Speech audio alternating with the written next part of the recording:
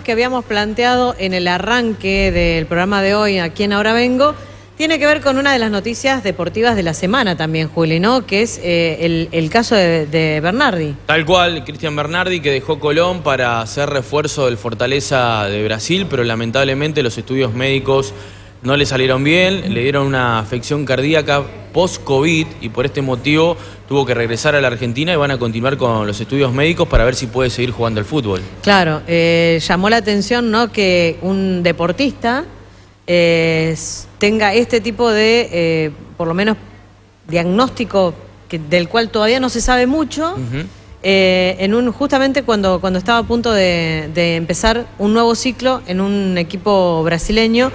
Y a partir de ahí dijimos, bueno, vamos a ir a hablar con los profesionales de la salud, porque hay muchos casos de personas que empiezan a tener,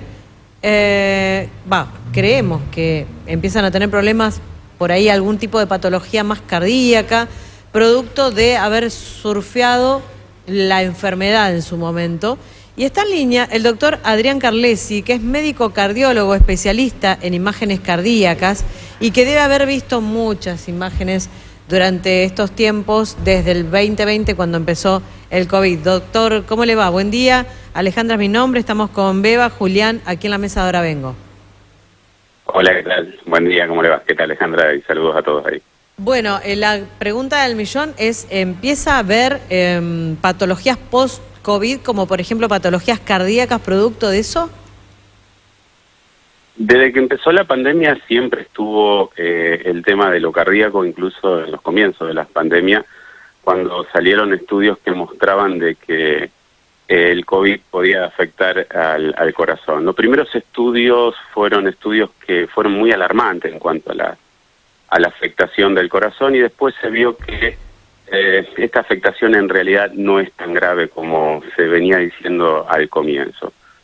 Uno tiene que tratar de explicar, voy a tratar de ser un poco didáctico, de ser docente, claro.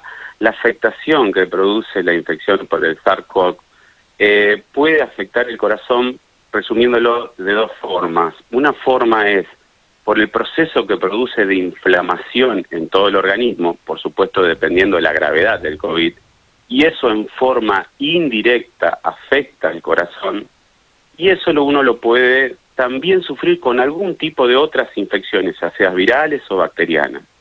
Y también el COVID tiene la afectación directa hacia el músculo cardíaco, que para resumirlo de alguna manera nosotros lo llamamos miocarditis, es decir, la afección producida del músculo cardíaco directamente por el virus. Entonces, esto era lo que más alarmaba, la incidencia de miocarditis, que puede traer aparejado la aparición de arritmias. Esta incidencia de miocarditis, de afectación directa del músculo cardíaco, no es tan alta. Nosotros en el Hospital Cuya hicimos un trabajo de casi 300 personas y la incidencia fue muy baja. Sí hay otras afectaciones a nivel del corazón, generalmente leve, como expresión del primer mecanismo que yo les dije, que es esa afectación indirecta a nivel del cardio, que el corazón sufre en la inflamación. Y eso puede ser con el COVID o también en otras patologías también lo sufre. Ajá. Bien, y doctor, la pregunta que me surge es, pero aquellas personas que tuvieron COVID, ¿tienen o están más predispuestas a desarrollar algunas afecciones cardíacas, coronarias? En realidad eso depende. Nosotros vimos que estas afecciones pueden ser dependiendo de la gravedad del COVID que tuvo. Es decir, si el paciente tuvo un COVID grave, las posibilidades son mayores. Si el paciente estuvo internado por COVID, las posibilidades son mayores de tener. Aquellos pacientes que han tenido un COVID leve o que no han necesitado o requerido internación, la probabilidad de tener afectaciones cardíacas es mucho menor, por lo cual es importante estratificar. ¿Por qué digo esto? Porque no todos los pacientes de COVID uno le va a hacer una batería de estudios para ver si tiene una afectación cardíaca. Eso es a partir de la estratificación del cuadro clínico con el que el paciente tuvo el COVID. Ahora, doctor, en cuanto al jugador Cristian Bernardi o a otro futbolista que pueda surgir, estamos hablando de un nivel de alto rendimiento. ¿Cuál es el tratamiento post-COVID cuando se detecta esta afección cardíaca? Es un término, no conozco el caso, por supuesto, en profundidad. El término arritmia engloba un sinfín de clasificaciones, un sinfín de arritmias. Hay que ver, hay arritmias que van de una extrema gravedad a arritmias que son absolutamente banales.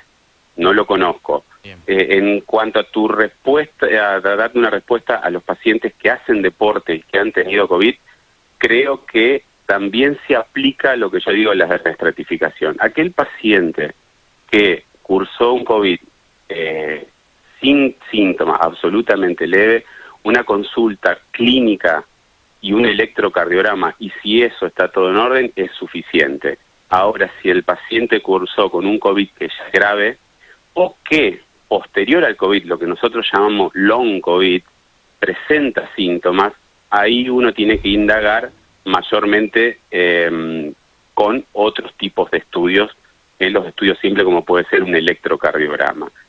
En el caso de Bernardi, uno asume de que tiene una arritmia, y esa arritmia se puede llegar a deber a una afectación del músculo cardíaco, de una miocarditis.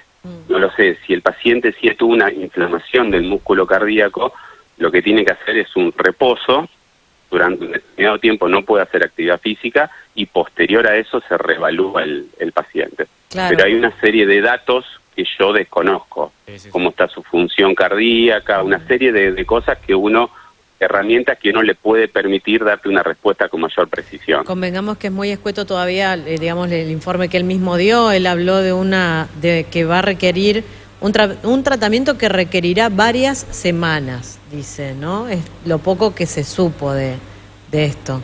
Claro, sí, no. Generalmente los pacientes que se recuperan de una miocarditis post-COVID, ha habido casos en River, tienen un par de semanas en donde tienen reposo, y después, posterior a eso, se hace una reevaluación a ver cómo está el paciente, y si no hay ningún tipo de secuela, puede retomar normalmente la actividad física. ¿Después de cuánto tiempo pueden aparecer este tipo de secuelas? ¿Después de cuánto tiempo de haber tenido la enfermedad?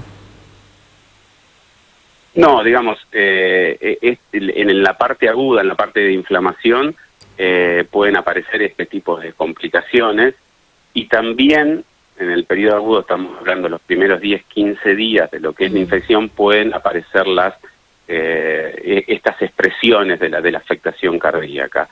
Y más largo plazo es cuando deja algún tipo de secuela. Cuando ahí deja algún tipo de... Claro. alguna inflamación secuelar a nivel del músculo cardíaco, es decir, alguna cicatriz, explicarlo gráficamente, a nivel del músculo cardíaco, que eso puede entorpecer el funcionamiento del músculo cardíaco, o puede ser un sitio, esa cicatriz a nivel del músculo cardíaco, que genere arritmias. Y eso se puede expresar a largo tiempo, Claro. porque es algo cicatrizal y algo secuelar. Lo que me genera cierta preocupación es que a lo mejor hay gente que tiene alguna arritmia o algún problema y no se lo detectan porque, bueno, a él se lo hicieron porque justamente formaba parte de los estudios médicos, claro, de rigor. Al cambiar de equipo, claro, se hace la revisión médica, estudios completos, y es ahí donde le salta. Es más, ya estaba entrenando con, claro, el plantel un solo día de entrenamiento hasta que le avisaron de esa situación. Sí. En esto generalmente se hace una batería de estudios que en el momento a momento, lo que es en el llano, no en el profesionalismo, no se hace, por supuesto, por otras condiciones, ¿no? Pero tampoco sé si Bernardi tenía algún síntoma, si había expresado algún tipo de síntoma él, no lo sabemos. No sabemos qué grado de COVID tuvo, cómo lo cursó, si cursó con alguna inflamación, con algún signo de inflamación más extendida, eso lo desconocemos.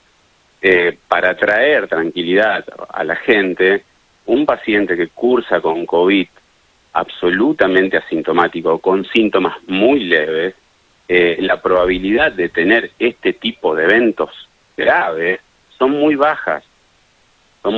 Entonces mi mensaje es tranquilizador, porque uno no puede estar haciendo a cada paciente que tuvo COVID una batería de estudios por si aparece esta arritmia. Claro, por supuesto que las baterías de estudio o estudios más profundos se hacen en aquellos pacientes que han tenido un COVID grave o crítico, o que después de la infección aguda presentan algún tipo de síntoma. Esto hay que aclarar, me parece sumamente importante, y si tengo, ¿cómo me doy cuenta que tengo que hacer una consulta a un cardiólogo? ¿Cómo me daría cuenta de una pequeña arritmia, por ejemplo? ¿Qué es lo que tengo que tener en cuenta? Y si eso se expresa a través de síntomas, generalmente las arritmias se expresan a través del síntoma de las palpitaciones, es decir, que la persona percibe el latido del corazón. Habitualmente uno no percibe que el corazón está latiendo, hay una percepción. Después esa percepción puede ser una percepción en donde el corazón anda muy rápido, siente que está andando muy rápido, no debería estar andando rápido, o episodios de golpes del corazón aislados, que también son síntomas de que puede haber algún tipo de arritmia. Igual, Vuelvo a doctor, repetir, la gran mayoría de estas arritmias son arritmias banales, ¿no? Claro, claro. la consulta también es acerca de lo del Kun Agüero, que en este caso él tiene un dispositivo. ¿Es diferente el caso?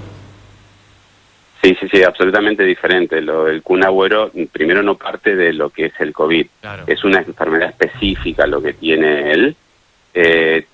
Tampoco conozco en detalle y con mucha claridad su historia clínica, pero es una historia clínica de una arritmia que fue tratada en su juventud, Claro. que ahora tiene otro componente más, pero a su vez el músculo cardíaco de Agüero no estaba funcionando adecuadamente. Es decir, la fuerza de bomba del corazón no era adecuada, ¿tá? Entonces, al problema eléctrico que representa tener una arritmia, a él se le asociaba un problema, para decirlo de alguna manera, mecánico, es decir, su función de bomba del corazón no estaba adecuada. Entonces, ese es otro contexto, es otra patología y otro riesgo. Claro. Es por eso que no puedo seguir jugando.